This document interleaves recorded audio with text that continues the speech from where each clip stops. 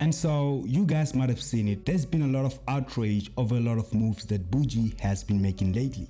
In February 2022, it was announced that Bhuji would feature in a GBV docu-series which will also feature Vinny and Big Zulu. And there is a recent video of him in a club when he had gotten a gig supposedly as a DJ. And you might question what the problem is in the situation with Bhuji living his life. Well, he was kind of involved in an assault case involving Boity, wherein he had allegedly struck her on the head with a glass and she was badly bleeding, and all of these new events in his life have left people questioning what actually happened to the Boity and Bhuji assault case. Look at you!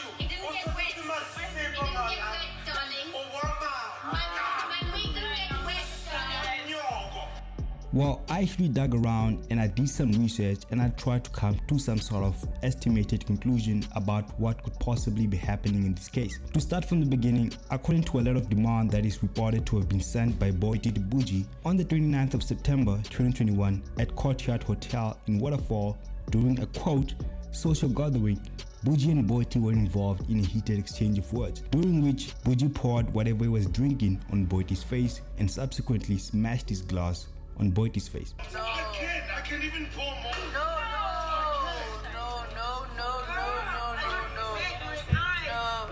Nobody says such bullshit. No.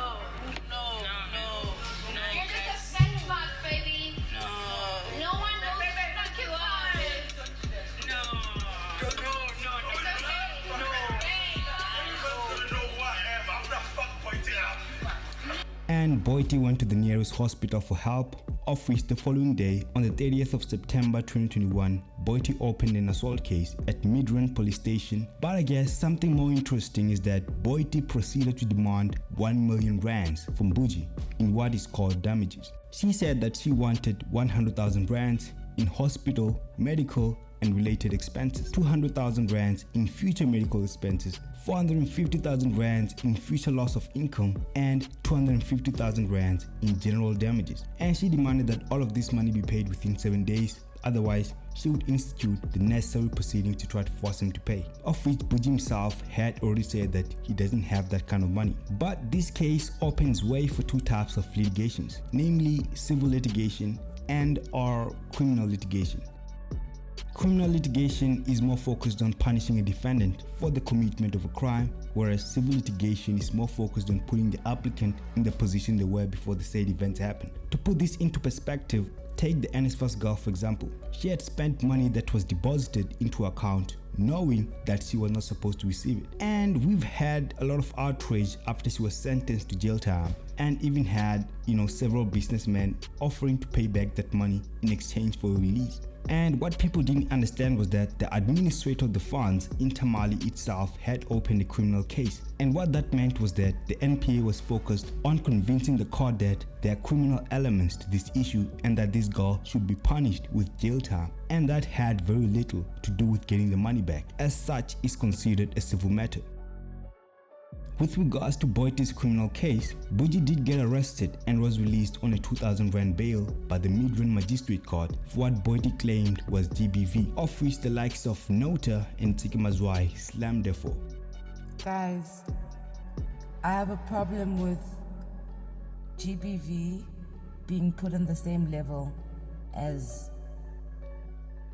Impi Yasetwaleni. I have a problem with that. Bhuji as well denied being a GBV offender and was reported to have opened a counter-assault case against Boity. But interestingly, according to many articles, Bhuji was supposed to have come back to court on the 29th of November 2021. But there's been no further reporting of this case ever since, and it is seemingly not have been in court either, according to my own assumption, because Bhuji now has a TV show and is going on about his life.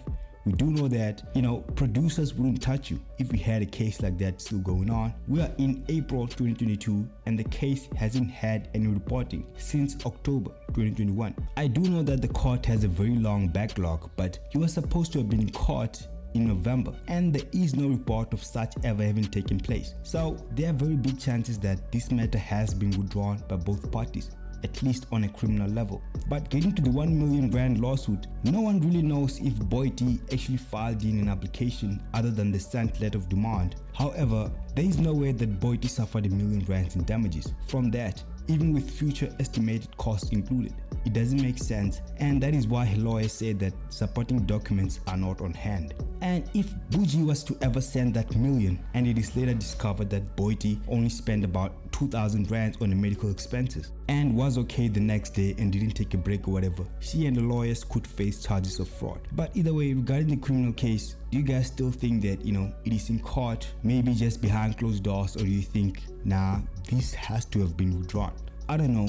I try to come to some sort of conclusion. I think it is out of court, but you guys tell me what you think about it. If you like the video, give it a thumbs up.